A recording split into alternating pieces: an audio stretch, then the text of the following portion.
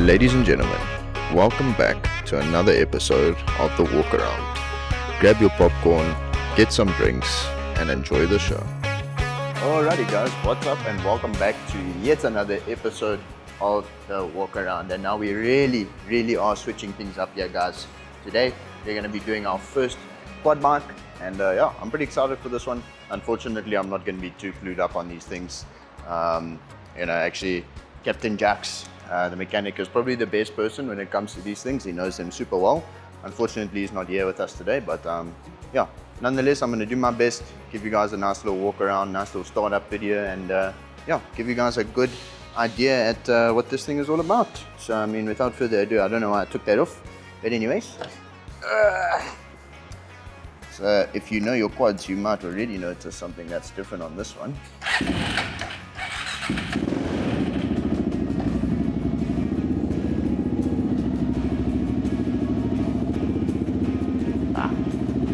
Have to move this little stand.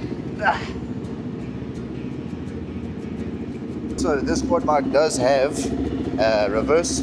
Basically what you're going to do, there's your shifter. You're going to pull in the clutch, press down, and then put pressure. I would also recommend holding your brake. This lever over here, you're just going to turn to the right, and then you're going to push down on the left side. And there we have it. We are now in reverse.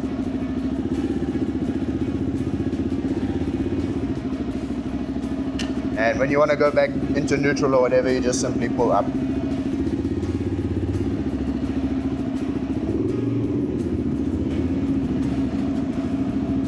I must say I'm a huge fan of these things. Me, myself, personally, I'm not really a quad kind of guy, but on the occasion that I bring them into the shop, when they're outside and etc., I do enjoy the few moments that I spend on them. They're very weird. Guys, I much prefer my two wheels. But anyways, today we have a 2005 Suzuki LTZ400, and this one is selling for $47,500. Now, obviously, you do also get the LTZ450s, if I'm not mistaken, which is also like a racing quad. These are just like, they can do anything, honestly. Guys, this may sound crazy. However, we have had someone tow an aeroplane. They bought an LTZ400 from us to tow an aeroplane out of an aeroplane hangar, and someone bought one and turned it into a lawnmower for a farm. Yes, that is, you heard me right. They turned an LTZ into a lawnmower. How? I've got no idea. However, it's just a testament to how versatile these things are, how capable they are. I mean, you can go off-roading, you can go MXing, you can go enduroing, you can go cruising. You can literally almost do anything on these quads. They are very, very capable. And on that note, very customizable as well. Obviously, as you can see, we've got sticker kits, we've got the shock covers. You can do different levers, you can do different foot pegs, lever covers. You can really just customize these things through the roof, even down to your seat.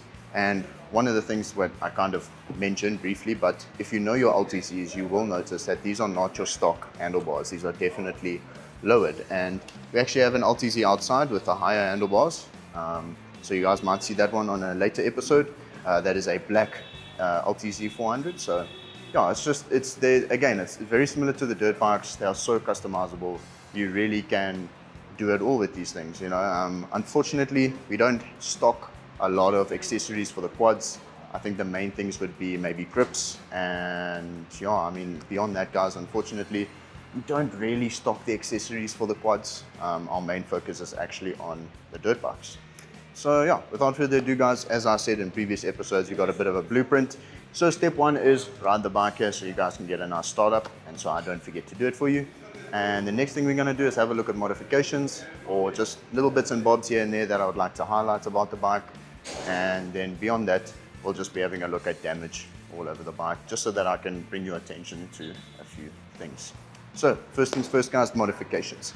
Stupid little one, got a nice little nipple cover over there. I think that's the right word, but yeah, snazzy. Then beyond that, as you guys saw, we've also got the lever covers.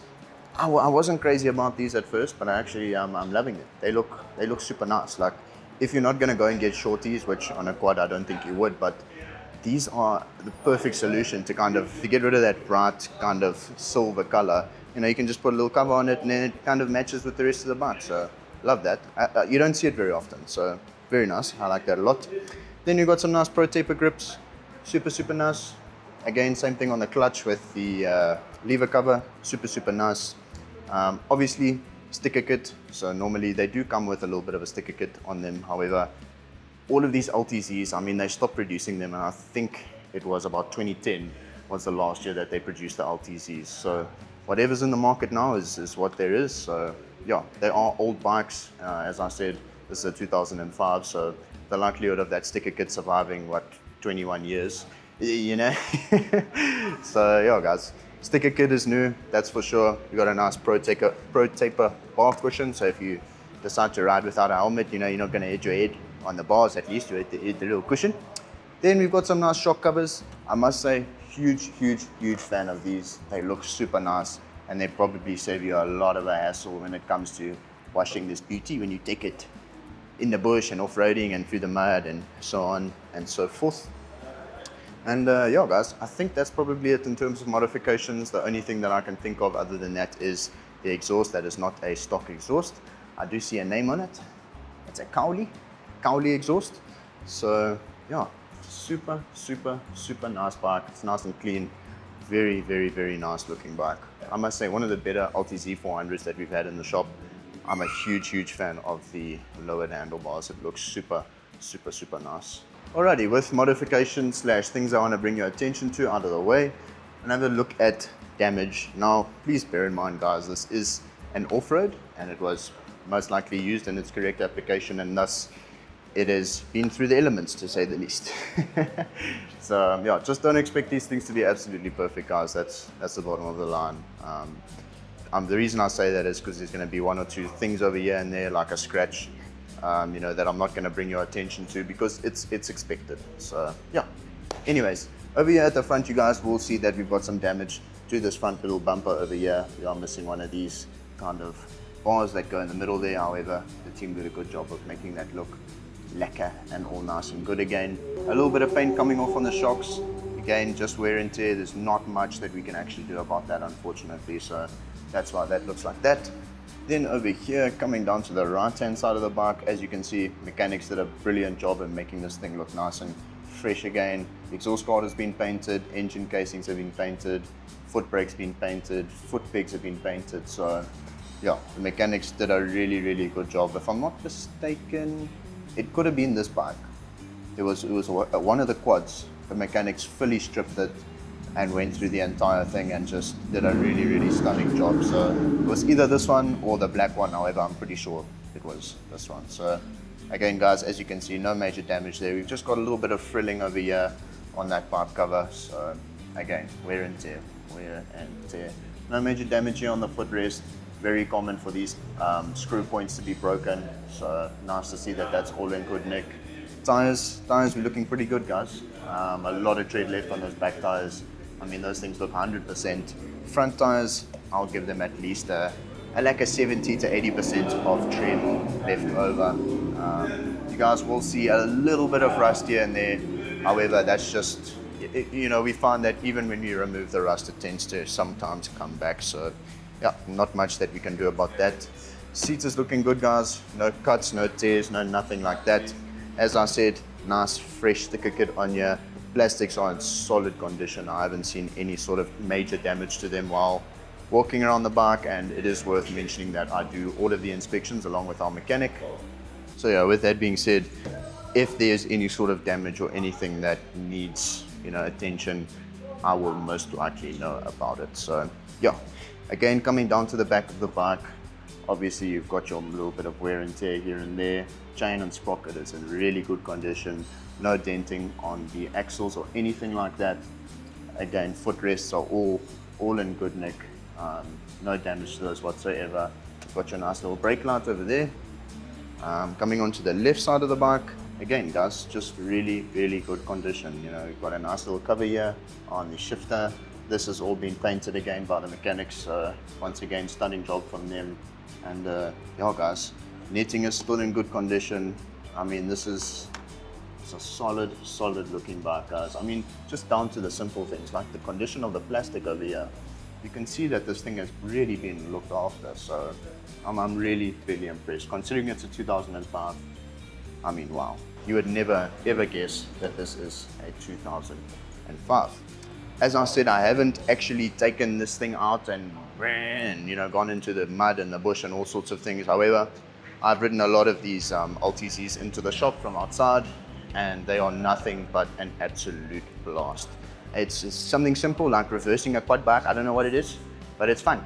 You know, it's just anything you do on a quad bike is fun.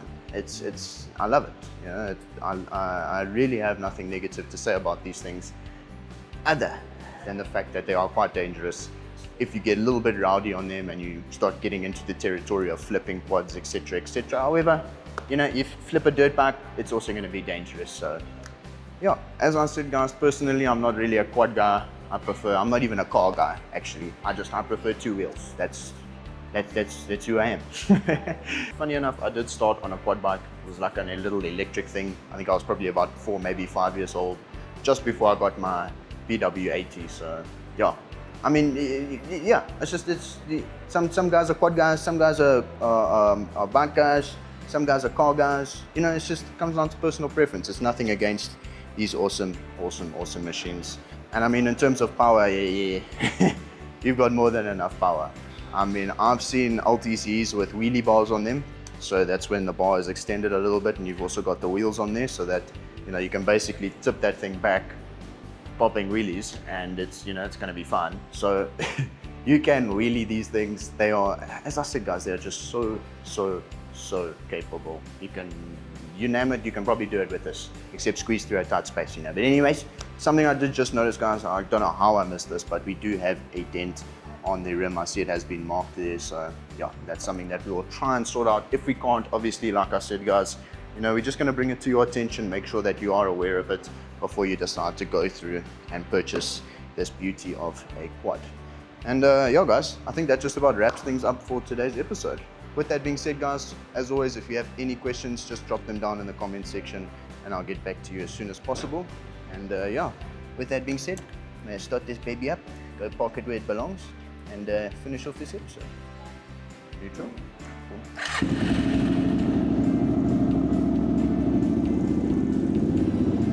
And once again, guys, it's so easy to get it into reverse. You're in first, you're pushing down, putting pressure on that shifter, and you're simply turning that knob to the right while pushing down.